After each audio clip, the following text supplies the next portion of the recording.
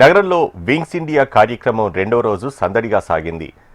పాస్లు ఉన్న విమానాల వద్దకు పంపించేందుకు నిరాకరించారు. మరోవైపు విమానయాన ప్రతినిధులు పలు అగ్రిమెంట్లు చేసుకున్నారు. వింగ్స్ ఇండియా కార్యక్రమం యువ పారిశ్రామికవేత్తలకు ఎంతో ప్రోత్సహిస్తుందంటున్న ఫ్లెమింగో ఏరోస్పేస్ సీఈఓ అండ్ ఫౌండర్తో మా ప్రతినిధి ఆర్కే ఫేస్ టు ఫేస్.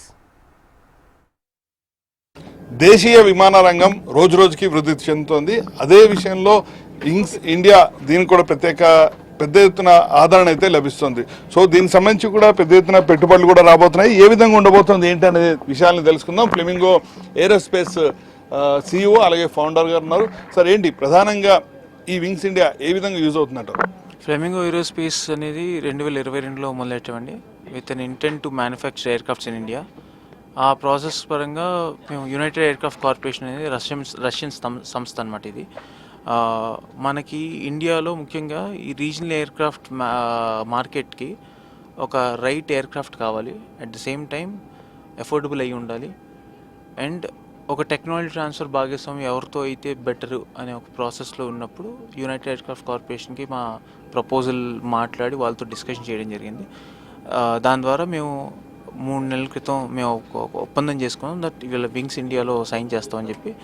దానికి సంబంధించింది నిన్న మేము ప్రిలిమినరీ పర్చేజ్ అగ్రిమెంట్ అంటారు, దానికి సంబంధించింది ఒక 6 ఎయిర్క్రాఫ్ట్ సంబంధించింది ఆల్రెడీ మేము సైన్ చేసాం అగ్రిమెంట్ నిన్న.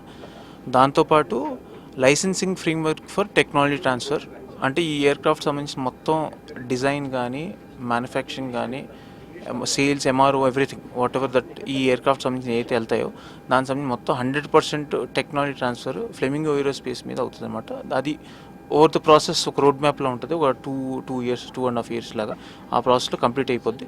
ఈలోపు 2028లో ఫస్ట్ ఎయిర్క్రాఫ్ట్ ఇండియాలోకి ఎర్లీ 6 ఎయిర్క్రాఫ్ట్స్ ఫస్ట్ ఎర్లీ 2028లో మార్కెట్లోకి వచ్చేలాగా మేము ప్రయత్నం చేస్తాం.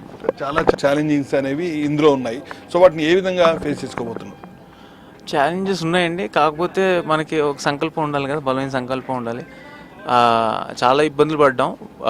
ఇన్ ద సెన్స్ ఏంటంటే ఇది రియాలిటీలోకి తీసుకురావడానికి చాలా పేపర్ వర్క్ కానీ చాలా ప్రాసెస్ ఉంటుంది దానికి సంబంధించింది.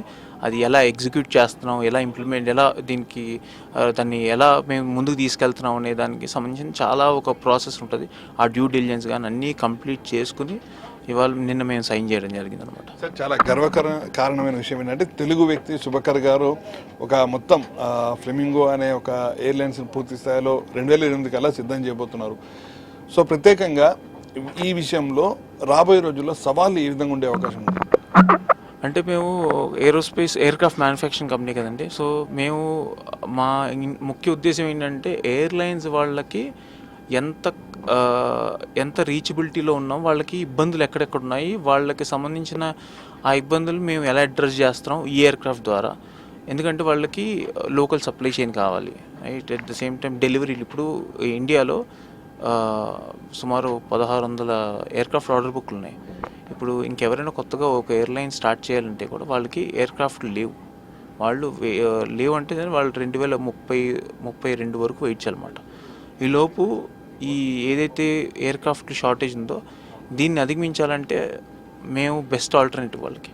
So at the same time cost కూడా మోర్ అఫోర్డబుల్ ఉంటాం మేము. ఆ విధంగా మేము ఎయిర్లైన్స్ సంబంధించిన వాళ్ళతో డిస్కషన్స్ అవుతున్నాయి. దానికి సంబంధించిన తొందరలో న్యూస్ కూడా ఇస్తాము. ఎయిర్లైన్స్ సంబంధించిన ఇవన్నీ మేము వాళ్ళ సంబంధించిన అడ్రస్ చేస్తున్నాం కూడా ఈ ద్వారా. ఎందుకంటే ఇది 66 సీటర్, ఇది పైలట్స్ కలిపి 68 సీటర్. వాళ్ళకి దాని తగ్గ కస్టమైజేషన్ ఏంటి, ఏ రూట్స్లోకి ఎలా వెళ్తున్నారు, దానికి సంబంధించిన స్టోరేజ్ వాళ్ళకి ఎంత కెపాసిటీ కావాలి, కార్గో ఎంత కావాలి, సీటింగ్ ఎలా కావాలి, ఎంత ఒక సీట్కి మధ్య ఎంత దూరం ఉండాలి అనేవి చాలా రెగ్యులర్ కస్టమైజేషన్స్ ఉంటాయి. దాని తగ్గట్టు అన్ని ప్లానింగ్స్ అన్నీ చేసుకున్నాము. ఇది ఇప్పుడు ఎర్లీ స్టేజ్లో ఉంది. తొందరలో మీకు ఆ డీటెయిల్స్ కూడా ప్రొవైడ్ చేస్తాను. సార్, చాలా ఎంగేజ్లోనే ఫీల్డ్లోకి రావడం జరిగింది. దీనికి సంబంధించి మొత్తం పెట్టుబడి ఏ విధంగా ఉంది? ప్రస్తుతానికి మేము ఫౌండర్ క్యాపిటల్ రైజ్ చేసుకున్నాం ఇది.